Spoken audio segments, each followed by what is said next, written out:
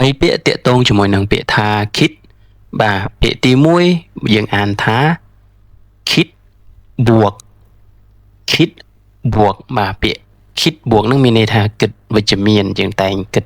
ឲ្យថាអីដែលវិជ្ជមានហ្នឹងណាបាទហើយចំពោះពាក្យ kit បួកហ្នឹងយើងផ្ទុយជាមួយនឹងពាក្យ kit លុប kit លុបហ្នឹងមានន័យថាគិតអវិជ្ជមានមានន័យថាតែងតែគិតអីដែលមិនល្អអញ្ចឹងណាបាទផ្ទុយគ្នាជាមួយនឹងពាក្យ kit បួកហ្នឹងឯងបន្ទាប់មកពាក្យ kit ម៉ាកครับ kit ម៉ាកហ្នឹងមានន័យថាគិតច្រើនបាទយើងអាចនិយាយ kit เยอะក៏បានนะครับតែភាគច្រើនគេនិយាយ kit ម៉ាកนะครับបន្ទាប់មកយើងមានពាក្យថាความคิดបាទความคิดហ្នឹងគឺមានន័យថាគំនិតนะครับឬក៏យើងអាចប្រើ idea ក៏បានដែរតែ idea ជាភាសាអង់គ្លេសទេតែថៃភាគច្រើនជួនកាលគេនិយាយ idea ដែរណាពាក្យបន្ទាប់ความคิดสร้างสรรค์ความคิดสร้างสรรค์បាទមានន័យថាគំនិតច្នៃប្រឌិតអ្នកដែលគាត់ creative ដែលគាត់មានគំនិតច្នៃប្រឌិតណាបាទពាក្យបន្ទាប់คิดทรយศคิดทรยศបាទគិតក្បត់ឬក៏ឯថាទុរយោហអ្នកគ្នាបាទពាក្យทรយศហ្នឹងต่อไปครับយើងមានពាក្យថាคิด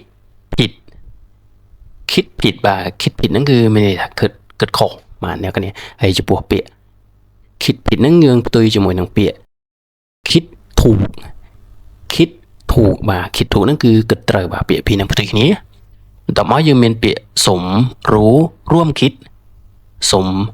รู้ร่วมคิดបាទสมรู้ร่วมคิดហ្នឹងមានន័យថាផ្សំគំនិតគ្នាបាទបើយើងដាក់អ្នកផ្សំគំនិតអញ្ចឹងដាក់ผู้สมรู้ร่วมคิดបាទ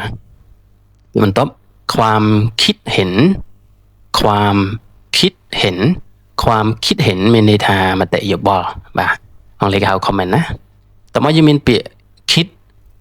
ล่วงหน้าបាទម្ដងទៀតคิดล่วงหน้าបាទคิดล่วงหน้าហ្នឹងគឺគិតទុកជាមុនបាទពាក្យล่วงหน้าហ្នឹងគឺមានន័យថាទុកជាមុនណាបាទបន្ទាប់แนวคิดបាទแนวคิดហ្នឹងគឺមានន័យថាផ្នត់គំនិតนะครับបាទពាក្យនេះ คิด នៅខាងក្រោយបាទពាក្យបន្ទាប់คิดไปเองម្ដងទៀតคิดไปเองបាទคิดไปเองហ្នឹងគឺគិតខ្លួនឯងแบบរឿងហ្នឹងគឺអត់បានកាត់ឡើងពិតទេแบบពេលខ្លះគឺគិតខ្លួនឯងណាអ្នកគ្នាបាទគិតថាវាកាត់ឡើងដោយខ្លួនឯងអញ្ចឹងតែបន្តមកคิดดีแล้วหรือបាទអានេះគឺជាពាក្យសម្រាប់សួរដែលមានន័យថាគិតច្បាស់ហើយបែបយ៉ាងខ្មែរយើងនិយាយគិតច្បាស់ហើយយើងសួរគ្នាអញ្ចឹងបានពាក្យបន្ទាប់คิดต่างกันបាទคิดต่างกันបាទคิดต่างกันហ្នឹងគឺមានន័យថាគិតខុសគ្នាមានថាគិតមិនដូចគ្នាណាហើយពាក្យនេះយើងផ្ទុយជាមួយនឹងពាក្យថាคิดเหมือนกันមកទៀតคิดเหมือนกันครับคิดเหมือนกันហ្នឹងគឺគិតដូចគ្នាបាទផ្ទុយជាមួយនឹងពាក្យคิดต่างกันមិនហ្នឹងបន្ទាប់មកយើងមានពាក្យคิดดีបាទคิดดีមានន័យថាគិតល្អឬក៏គិតច្បាស់ណាអញ្ចឹងជួនកាលយើងអាចជាសួរយើងអាចនិយាយជាប្រយោគស្របបាននិងថែមថយខ្លួនឯងបាន